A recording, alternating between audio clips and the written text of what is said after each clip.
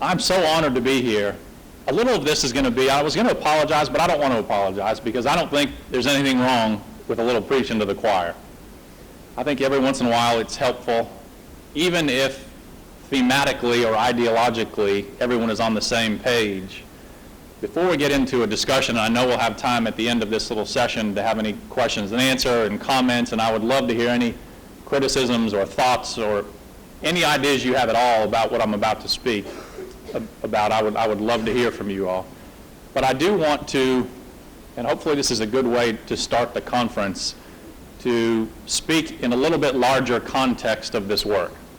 And I say preach to the choir because I know intuitively we all know this to be true, otherwise we wouldn't be choosing this work. But I don't think there's anything wrong with deliberately and methodically going through it a little bit as we begin these activities and we consider the import of the work that we're all engaged in. And in terms of the larger context that I'd like to start us out on, I want to put it in these terms. What I believe to be, and some of you may disagree with me, the most significant challenge facing the future of citizenship in America for the next 2 generations. I think more so than terrorism, than the threat of Al-Qaeda, of the banking crisis, the stock market, an increasingly competitive world economy. I think at a more fundamental level, the biggest challenge to the future of moral progress, and when I say moral progress, I mean a nation of human beings continuing to improve upon the journey we've been on as a country, where our children and our children's children will continue to have more opportunities than their parents and grandparents.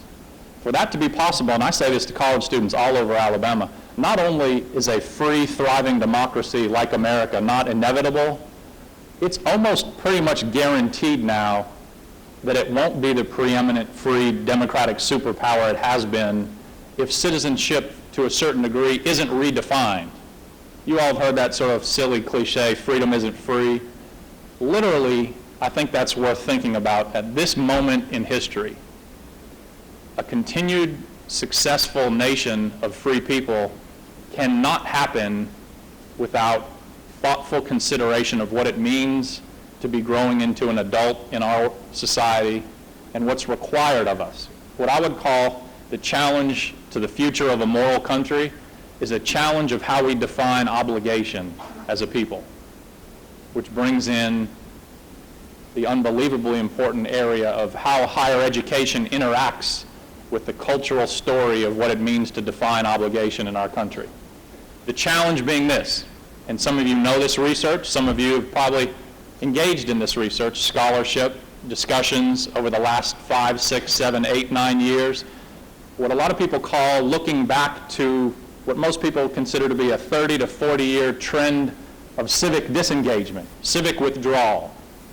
Robert Putnam, many people in this room are familiar with Robert Putnam's scholarship, a lot of other fine thinkers.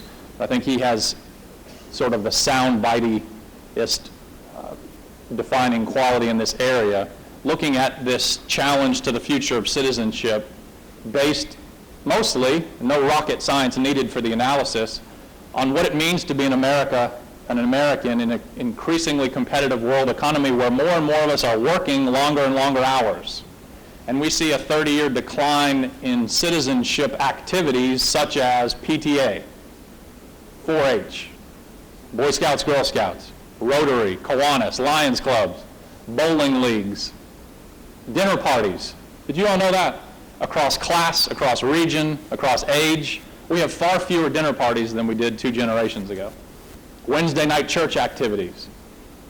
Now, if I were to suggest to you that one argument for the reason that more young mothers are not choosing to attend a PTA meeting at their child's school in the late afternoon is because mothers these days just don't really care about their kids. Could any of you possibly think of another argument to make for why that would be the case? Anyone? How about that? How about the fact that millions and millions of women, in fact now a majority of able-bodied adult women and men, are working every hour they can find to support a family at a level that many of our grandfathers would have been able to manage alone 2 generations ago, often just with a high school diploma. Clearly no longer the case.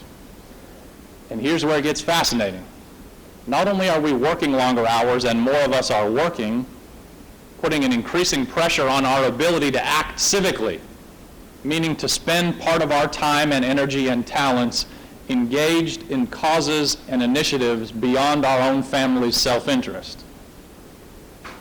Time pressures are the biggest constraint on that continuing ability for us as people to act as citizens. When you add to that the fascinating demographic change that has continued to move forward, which is to say, and some of you are probably aware of this statistic, as of 9 years ago, marked this fascinating point in our country's cultural evolution. 9 years ago was the first point at which the majority of Americans now live in the suburbs. And here I am standing here today telling you that I think the biggest fundamental challenge to the future of an ethical nation is suburbanization. The consequence of that statement is not to make people in the suburbs feel guilty and try to push them into the cities or what we'd call the first ring of suburbs, but it's to be thoughtful about the challenges posed by an increasingly suburbanized nation. It's no surprise to find out why people suburbanize, why it continues to move that way. When you ask people, most people say one of 2 things: schools, safety. The other answers are part of what I would call a messy answer of aesthetic. In other words, the way people think of the American dream. The streets are nicer, the lawns are greener. That's the way I pictured what it means to be a successful American. We know this when we poll people in rural areas and urban areas, the majority of them tell us they want to move to the suburbs too, they just can't afford it yet. As soon as they can, that's where they're going. And you think to yourself, this guy from Alabama is telling me that suburbanization is a fundamental challenge to the future of a moral society? Yes. For this basic common sense reason. Not only are we working longer hours and spending more time working, but now because of our increasing suburbanization, another thing goes on during our day that we do more and more of statistically than ever before, which is driving, commuting. The average American now spends over 2.5 years of their life behind the wheel of a car. That makes my stomach hurt to think about. Laying on your deathbed, going over your accomplishments, your beautiful grandchildren, your work life, the library with a section named after you. And then you have to consider 2.5 years behind the wheel of a car. Ugh. Not only does it pull us away from the opportunity to be engaged citizens, but we don't really find ourselves suburbanizing, living next door to people, rich when we're poor, black when we're white. And that's nothing new. We've never really had rich people living next door to poor people, but the spread has never been this wide. We have been, over the last 2 decades, segmenting ourselves along the interstate systems of America by $30,000 a year income brackets. You all probably notice these signs out of any major metropolitan area, or not even major metropolitan area. Metropolitan area, the way I do, outside of any city in Alabama. First sign you'll see, 10 minutes outside of town, new homes starting in the low 300s. Maybe beyond your reach. It's beyond the reach of an average Alabamian. That's okay, just drive 10 more minutes. You'll see another sign, new homes starting in the low 200s. Still beyond your reach, just get 15 minutes further out and you'll see exit here, new homes subdivision, homes starting in the low 120s.